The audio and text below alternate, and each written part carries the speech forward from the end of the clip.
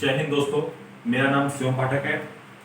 आप सभी का आपके अपने चैनल YouTube चैनल पर मिशन सवेरा क्लासेस में स्वागत है। आज मैं आप सबके लिए लाया हूँ टॉपिक मैथ्स। मैथ्स में जो टॉपिक चल रहा है उसका नाम है टेक्नोमेट्री। टेक्नोमेट्री में मैं समझाने वाला हूँ कि टेक्नोमेट्री में जो होते हैं वह 3 एंगल्स होते हैं उसमें, और एंगल्स एक एंगल फिक्स होते हैं, 2 ऐसे एंगल होते हैं जो कि चेंजमेंट होते रहते हैं। तो आइए देखते हैं कि कौन से एंगल चेंजमेंट होते रहते हैं और कौन से एंगल फिक्स होते हैं। बात करेंगे ट्रायंगल का। एक मैंने ट्रायंगल बनाया जिसको हमने पॉइंटेड रोटेट किया, A B point, A point, B point, C point, ठीक है। बट ये जो पॉइंट बी पॉइंट होता है, ये दिस पॉइंट एक फिक्स पॉइंट है, यह फिक्स पॉइंट 90 डिग्री है। बट ये जो एंगल ए है, एंगल बी है, यही हमारा एंगल क्या होता है, चेंजमेंट होता रहता है। यानी कि एंगल के सामने वाला जो भुजा होगा, साइड होगा, वह क्या होगा, हमेशा परपेंडिकुलर होगा। यानी कि अगर यदि हम एंगल सी लेंगे तो हमारा ये जो हमारा साइड होगा यह परपेंडिकुलर होगा।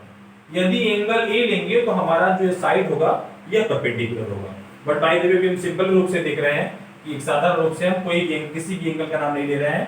अभी साधारण रूप से क्या कौन से प्रोसेस पे हम उसको चलते हैं, जैसे परपेंडिकुलर, जैसे बेस, द हाइपोटेन्यूज, ये हमारा प्रोसेस नेम सुनिए। और ये हाइपोटेन्यूज क्या करता है, इस परपेंडिकुलर साइड को और बेस साइड को क्या करता है, मिलाने का प्रयास करता है, मिक्स करने का प्रयास करता है। इसके बाद हम आगे पढ़ते हैं कि एक पाइथागोरस थ्योरम का रूल, जो पाइथागोरस थ्योरम के रूल को दर्शाता है कि इसका फार्मूला कैसे यूज होते हैं।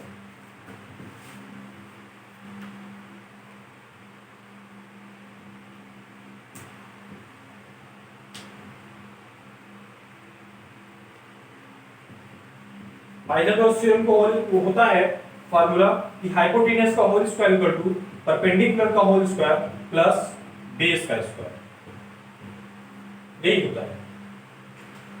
ये इस फार्मूले पे हम कुछ वैल्यूएशन पुट अप करते हैं, देखते हैं क्या होता है। यदि जैसे कि हम दे दिया गया यहाँ पे हमारा परपेंडिकुलर यानी कि AB दे दिया 4 सेंटीमीटर और BC दे दिया गया 3 सेंटीमीटर। अगर हमको AC निकाल पुटअप करना हो तो क्या वैल्यूएशन है, यानी AC का मतलब हाइपोटेन्यूज पुटअप करना है हमको, और वैसे हमको परपेंडिकुलर और बेस दे दिया। तो परपेंडिकुलर में क्या होता है कि हम वैल्यूएशन फाइंड करेंगे, हाइपोटेन्यूज का इक्वल टू परपेंडिकुलर क्या है, परपेंडिकुलर का वैल्यू यानी कि AB की वैल्यू क्या रखेंगे हम, AB की वैल्यू 4 सेंटीमीटर है, 4 का स्क्वायर प्लस बेस यानी कि BC का क्या है, 3 का होल स्क्वायर। तो हम वैल्यूएशन रखेंगे 4 4 जा 16 प्लस 3 3 जा 9, 16 9 ऐड कर देंगे 25 आ जाएगा। यानी कि हाइपोटेन्यूज का होल स्क्वायर इक्वल टू आ जाएगा मेरा 25। बट हमको हाइपोटेन्यूज का स्क्वायर नहीं करना, सिर्फ हमको हाइपोटेन्यूज चाहिए। बट हम जानते हैं कि किसी भी वैल्यूएशन को निकालने के लिए जो स्क्वायर होता है, अगर इस रूप में आता है, इस प्रोसेस में आता है, तो इस तरह का जो इक्वेशन होता है वो रूट मिलता है। यानी कि हम यहाँ पे एक सब बोल सकते हैं कि हमारा जो हाइपोटेन्यूज है इज ए वेरिएबल इक्वेशन, यानी कि h is equal to root में 25, यानी कि इसका वैल्यू क्या आएगा 5। तो हाइपोटेन्यूज इक्वल टू, ठीक है, हाइपोटेन्यूज का वैल्यूएशन हमारा आ गया 5 सेंटीमीटर, कुछ भी कर सकते, लिख सकते हैं 5 सेंटीमीटर। इसकी वैल्यू हमको निकल गया 5 सेंटीमीटर, ठीक है। अब हम बात करेंगे कि ये तो वैल्यूएशन तो हमारा एक प्रोसेस हो गया। अब हम दूसरी बात करेंगे कि जैसे कि ये तो है, इस नियम पे एक नियम तो ऑलरेडी बना हुआ है, hypotenuse equal to perpendicular to base square. तो ये फार्मूला किस बेस से चलेगा, जहां पे हमको परपेंडिकुलर हाइपोटेन्यूज नहीं पता है वहां के लिए। जैसे कि हमें हाइपोटेन्यूज हमें वैल्यूएशन नहीं पता था, तो उसके लिए फाइंड कर रहे थे हम हाइपोटेन्यूज का whole square equal to perpendicular का होल स्क्वायर प्लस बेस का स्क्वायर। और दूसरा क्या कर रहे थे कि जिसमें हमको हाइपोटेन्यूज पता हो, हमको परपेंडिकुलर ना पता हो, तो वहां पे क्या करते थे, परपेंडिकुलर का होल स्क्वायर, ये स्क्वायर के बाद ये बेस इस तरह बदलता, तो इक्वल टू हाइपोटेन्यूज का होल स्क्वायर माइनस बेस का स्क्वायर। दो ही हो गया। और तीसरा थर्ड पॉइंट करते हैं कि हमारा अगर बेस की बात करें तो बेस अगर ना दिया हो, यानी कि बेस यदि ना हमको पता ना हो तो क्या करेंगे, बेस का स्क्वायर इक्वल टू हाइपोटेन्यूस का स्क्वायर माइनस परपेंडिकुलर का स्क्वायर। ये प्रोसेस, ये तीनों थ्योरम हम क्या करते थे, पुट अप करते थे। ठीक है, अब इसके बाद का प्रोसेस बात करेंगे हम कि ये तो तीनों थ्योरम को पता चल गया। अब अगला प्रोसेस के लिए हम क्या करेंगे कि ये दो थ्योरम से हम किसी भी एंगल का वैल्यूएशन निकाल सकते थे, किसी भी साइड का। अब दूसरा हम भी समझाने वाले थे एंगल का। तो एंगल भी जिसे दे दिया गया, अगर एंगल ए दे दिया गया, अगर एंगल ए दे दिया तब पूछेगा अगर वैल्यूएशन। तो एंगल ए के सामने, यानी कि किसी भी एंगल के सामने की जो साइड होती है, भुजा होती है, वो क्या होती है, परपेंडिकुलर होती है। यानी कि जैसे एंगल ए की बात करेंगे तो अगर एंगल ए रहेगा तो हमारा ये बेस क्या हो जाएगा, हमारा परपेंडिकुलर हो जाएगा, यानी कि हमारा ऐसे चेंज हो जाएगा। अगर एंगल ए की बात करें तो हमारा ए ऐसे बनेगा फिगर, कुछ ऐसे, जैसे इसी के अंदर बात करें तो हमारा ये ऐसे मोड़ दें हम इसको, तो हमारा ये ए बी। अब जैसे कि बात करें कि ये जैसे अगर एंगल ए की बात करें, अब इसी एंगल को हम क्या करेंगे, ये ऐसे रखा हुआ है, हम इसको घुमा के ये ऐसे कर दें, तो घुमाने के बाद ऐसे क्या करेंगे कि ए यहाँ पे आ जाएगा, बी यहाँ पे आ जाएगा, और तो बी यहाँ पे आने के बाद ऐसे हो जाएगा, और सी हमारा क्या हो जाएगा, ऐसे उठ जाएगा। यानी कि ए ऐसे।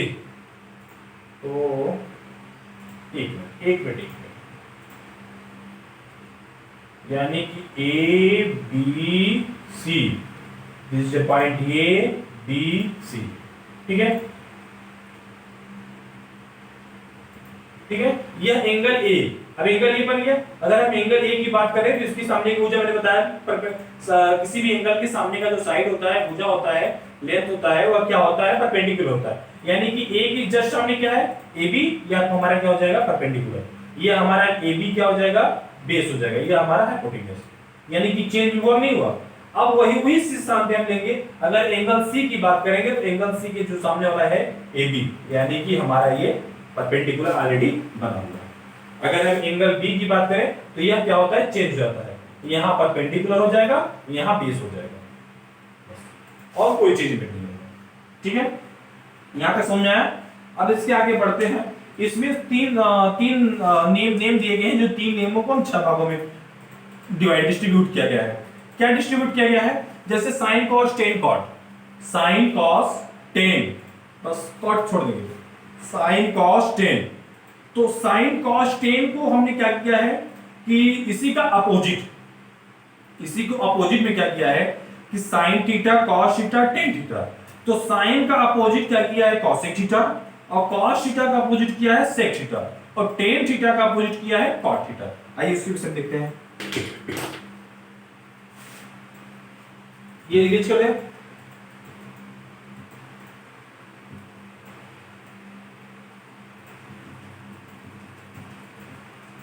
देखिए, उसके लिए एक थ्योरम है, फार्मूला है कि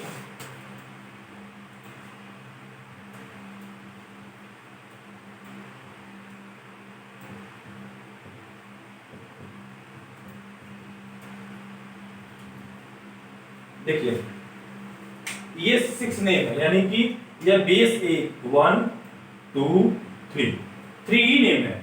अभी 3 नेम में दिया गया है कि इसको मान लिया है साइन थीटा, यानी कि इसको मान लिया है साइन थीटा, इसको मान लिया है कॉस थीटा, इसको मान लिया है टेन थीटा,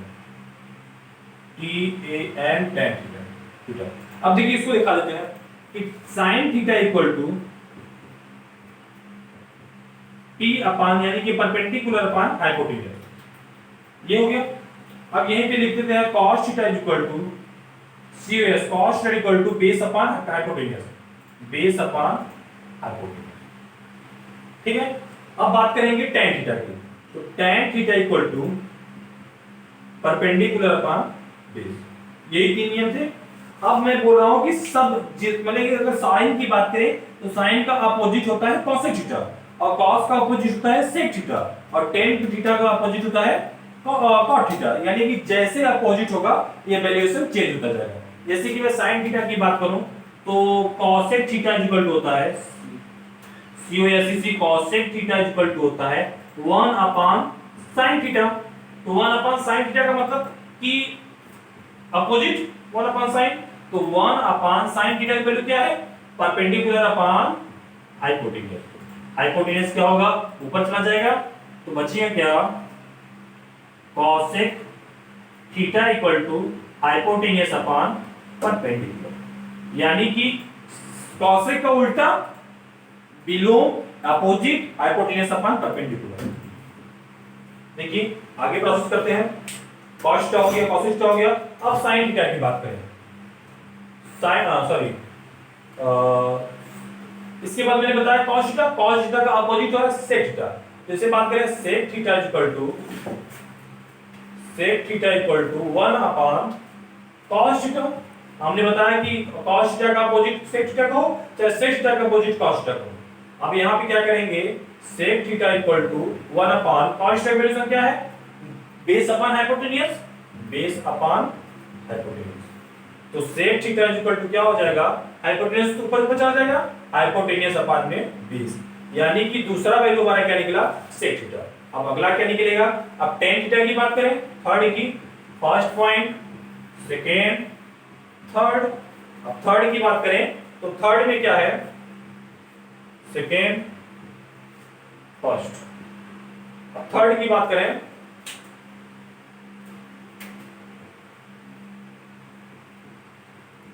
थर्ड में क्या है? थर्ड का रहा है कि tan थीटा, यानी कि tan थीटा का अपोजिट होता है cot थीटा।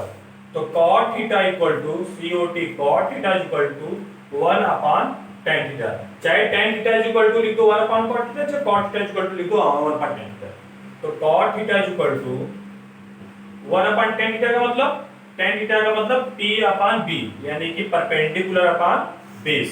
तो ऊपर चला जाएगा, तो बचेगा क्या? cot theta equal to base upon perpendicular.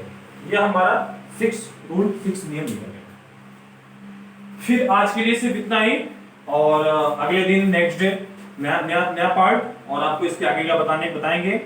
और समझ में आया है दोस्तों तो इसको फिर कमेंट करके बताइएगा, और नहीं जहाँ पे नहीं समझ में आया फिर भी उसको भी कमेंट करके हमको बताइएगा। तब तक के लिए जय हिंद।